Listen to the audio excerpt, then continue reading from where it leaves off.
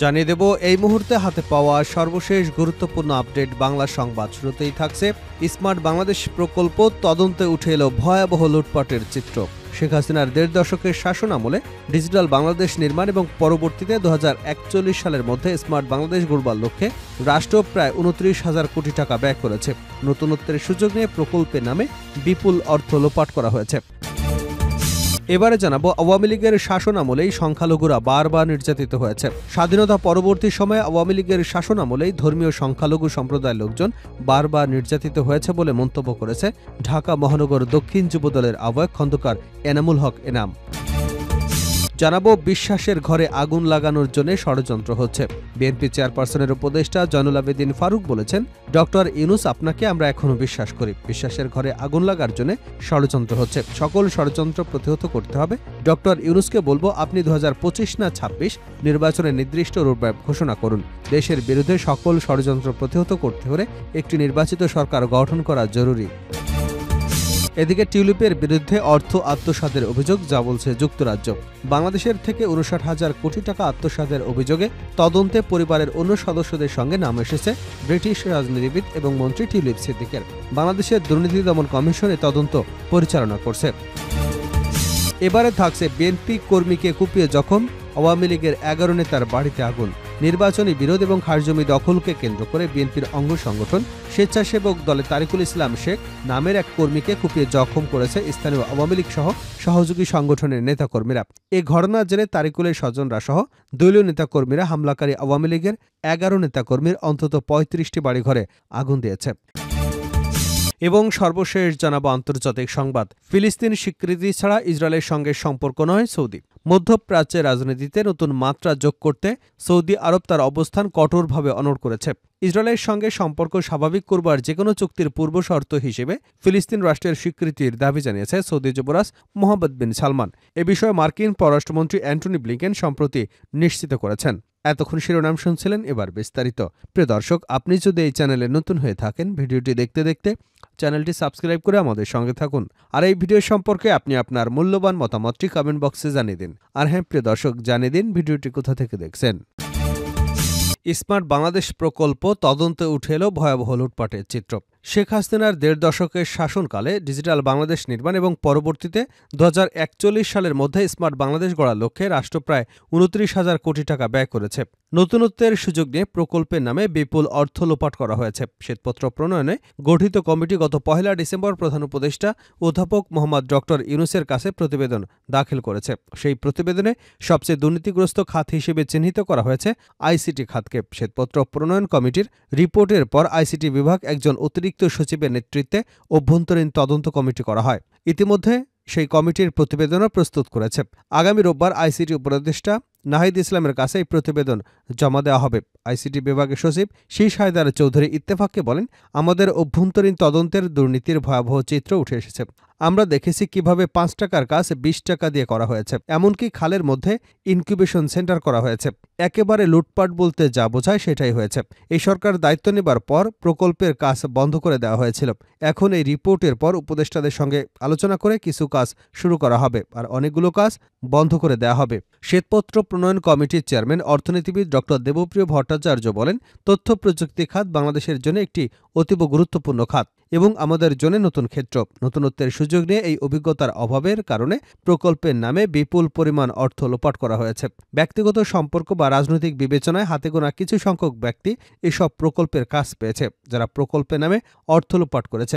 ICT বিভাগের তথ্য অনুযায়ী ২০০৯ থেকে ২০২৪ সাল পর্যন্ত ৫৫টি প্রকল্প নেওয়া হয়, যার ব্যয় ধরা হয় ২৮,০০০ কোটি টাকা। আর ৩৪টি কর্মসূচির জন্য বরাদ্দ দেওয়া হয় ১৭৩ কোটি টাকা। ব্যয়বহুল প্রকল্প আর কর্মসূচি হাতে নেওয়া হলেও সুফল মেলেনি কিছুই। তার প্রমাণ আইসিটি ডেভেলপমেন্ট ইন্ডেক্সের ১৭০টি দেশের মধ্যে বাংলাদেশের অবস্থান ১২৯তম।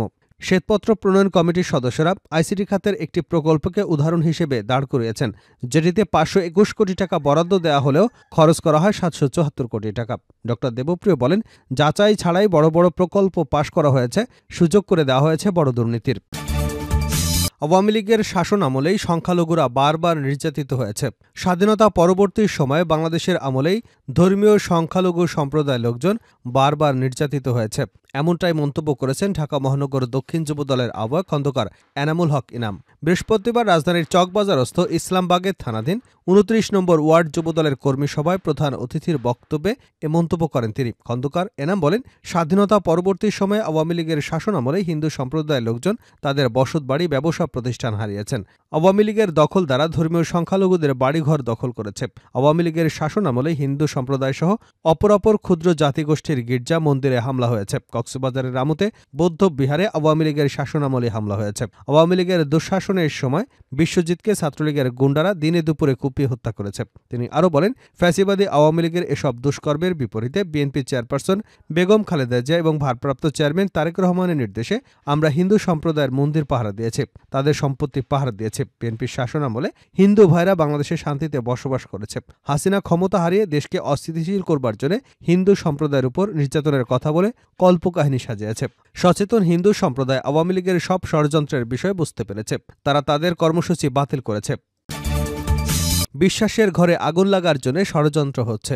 বিএনপি চেয়ারপারসনের উপদেষ্টা জয়নুল আবেদিন ফারুক বলেছেন, ডক্টর ইউনূস আপনাকে আমরা এখনও বিশ্বাস করি। বিশ্বাসের ঘরে আগুন লাগার জন্য ষড়যন্ত্র হচ্ছে। সকল ষড়যন্ত্র প্রতিহত করতে হবে।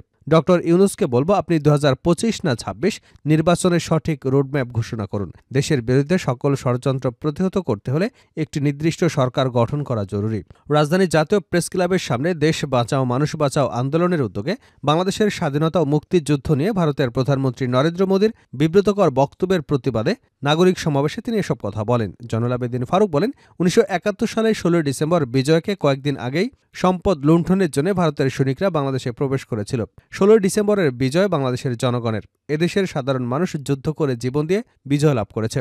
ভারত বাংলাদেশে গণতন্ত্র চায় না।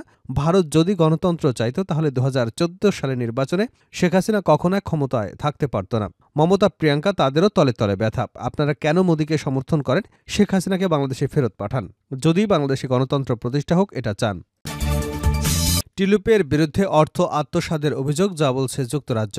বাংলাদেশের থেকে ৫৯,০০০ কোটি টাকা আত্মসাতের অভিযোগ তদন্তে পরিবারের অন্য সদস্যদের সঙ্গে নাম এসেছে ব্রিটিশ রাজনীতিবিদ ও মন্ত্রী টিউলিপ সিদ্দিকের। বাংলাদেশের দুর্নীতি দমন কমিশন তদন্ত পরিচালনা করছে। টিউলিপ সিদ্দিকি ব্রিটেনের ক্ষমতাসীন লেবার পার্টির সদস্য। এমপি এবং প্রধানমন্ত্রী কেয়ার স্টারমারের নেতৃত্বাধীন সরকারের অর্থ এবং নগর বিষয়ক মন্ত্রী। তার বিরুদ্ধে অভিযোগ, তিনি ২০১৩ সালে বাংলাদেশের পারমাণবিক বিদ্যুৎ কেন্দ্র নির্মাণে রাশিয়ার সঙ্গে একটি চুক্তিতে মধ্যস্থতা করেছিলেন। সেখানে প্রকল্পের ব্যয় বাড়িয়ে ধরা হয়েছিল। মূলত টিউলিপ সিদ্দিকের খালা এবং বাংলাদেশের ক্ষমতাচ্যুত প্রধানমন্ত্রী শেখ হাসিনার বিরুদ্ধে দুর্নীতি দমন কমিশন যে ব্যাপক তদন্ত শুরু করেছে তারই আওতায় পড়েছে টিউলিপ। তবে টিউলিপের ঘনিষ্ঠ একটি সূত্র বিবিসিকে বলেছে, পারমাণবিক বিদ্যুৎ কেন্দ্র নির্মাণে দুর্নীতির যে অভিযোগ আনা হয়েছে তা পুরোপুরি অসত্য এবং রাজনৈতিক উদ্দেশ্য প্রণোদিত। সূত্রটি আরও বলছে, টিউলিপ এবং তার খালা শেখ হাসিনার ক্ষতির জন্য এমন অভিযোগ সাজানো হয়েছে। ডাইনিং স্ট্রিটের পক্ষ থেকে জানানো হয়েছে, টিউলিপের উপর প্রধানমন্ত্রীর কেয়ার স্টারমারের আস্থা রয়েছে এবং দুর্নীতি বিরোধী পদক্ষেপগুলোর দেখাশোনা করবার ক্ষেত্রে তার দায়িত্ব অব্যাহত থাকবে। শেষ করছে আন্তর্জাতিক সংবাদ দিয়ে। ফিলিস্তিন স্বীকৃতি ছাড়া ইসরায়েলের সঙ্গে সম্পর্ক নয় সৌদি। মধ্যপ্রাচ্যের রাজনীতিতে নতুন মাত্রা যোগ করেছে সৌদি আরব। তার অবস্থানকে কঠোরভাবে অনড় করেছে।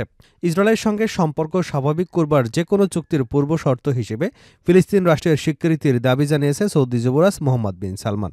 এ বিষয়ে মার্কিন পররাষ্ট্রমন্ত্রী অ্যান্টনি ব্লিংকেন সম্প্রতি নিশ্চিত করেছেন। বৃহস্পতিবার সৌদি আরব ভিত্তিক গণমাধ্যম আল আরাবিয়া জানিয়েছে, ব্লিংকেন সৌদি আরবের এই কঠোর অবস্থানের কথা তুলে ধরেছেন। তিনি বলেন, প্রথমে ফিলিস্তিনের অবরুদ্ধ গাজায় যুদ্ধবিরতি আনতে হবে। এরপরে এ অঞ্চলে দীর্ঘমেয়াদী স্থিতিশীলতায় প্রাধান্য দেওয়া জরুরি, যেখানে ইসরায়েলের নিরাপত্তা নিশ্চিত থাকবে। তবে সৌদি আরব পরিষ্কার করে দিয়েছে, ফিলিস্তিন রাষ্ট্রের স্বীকৃতি ছাড়া ইসরায়েলের সঙ্গে সম্পর্ক স্থাপন সম্ভব নয়। যুবরাজ মোহাম্মদ বিন সালমানের এই শর্ত মধ্যপ্রাচ্যের ভবিষ্যৎ সম্পর্ক এবং কূটনীতিতে বড় প্রভাব ফেলতে পারে বলে মনে করছেন বিশ্লেষকরা। এর আগে ২০১৭ সালে মার্কিন প্রেসিডেন্ট ডোনাল্ড ট্রাম্পের নেতৃত্বে আব্রাহাম আর্ক চুক্তির মাধ্যমে সংযুক্ত আরব আমিরাত, বাহরাইন, মরক্কো, সুদানের সঙ্গে ইসরায়েলের কূটনৈতিক সম্পর্ক স্থাপিত হয়। তবে সৌদি আরব শুরু থেকেই এ প্রক্রিয়ায় ফিলিস্তিনি ইস্যুকে সামনে এনেছে।